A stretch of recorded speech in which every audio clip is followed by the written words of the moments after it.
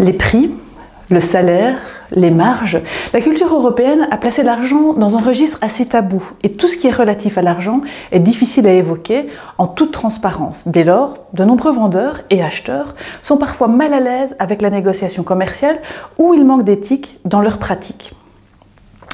En Afrique du Nord et en Afrique subsaharienne aussi d'ailleurs, les questions d'argent sont beaucoup plus décomplexées et le fait de marchander est une tradition.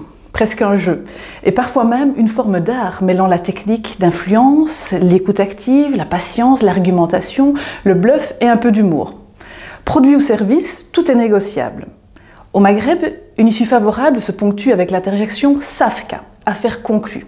Voici donc 3 conseils pour décomplexer et humaniser la négociation commerciale. Premier axe, respecter l'autre.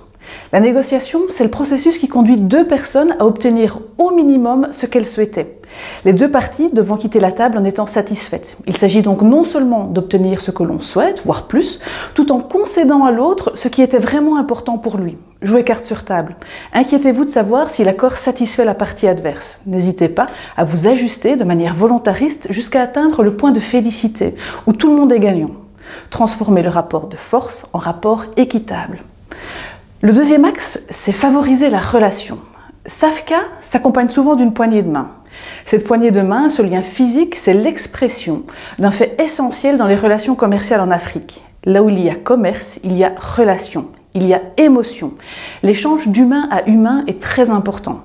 Et vouloir outrepasser cette phase de connaissance de l'autre, qui peut prendre du temps, et là je vous renvoie à la vidéo intitulée « Polé sur la nécessité de le prendre, ce temps », c'est courir le risque inévitable de ne pas arriver à conclure la vente. Car dans la relation client, ce qui est compris dans son terme le plus noble, c'est une alliance qui se renforce et qui se célèbre à chaque fois. Enfin, troisième axe, oser marchander. Parce que si l'aspect relation est important, l'aspect commercial l'est tout autant. Alors sans naïveté, marchandez, en n'oubliant pas la loi du souk, ne jamais donner son prix véritable, demandez beaucoup pour obtenir ce que vous souhaitez vraiment. Argumentez en termes de valeur plutôt qu'en termes de prix, obtenez une contrepartie pour toute concession accordée. Gelez une décision pour réfléchir et revenir à un moment plus favorable s'il le faut. Négociez chaque point. Tant qu'il n'y a pas d'accord sur tout, il n'y a d'accord sur rien. Et puis surtout, amusez-vous. Si ce sujet vous intéresse, procurez-vous dès aujourd'hui mon livre Sagesse africaine 2.0 et découvrez 10 idées pour une entreprise à visage plus humain. Prenez bien soin de vous.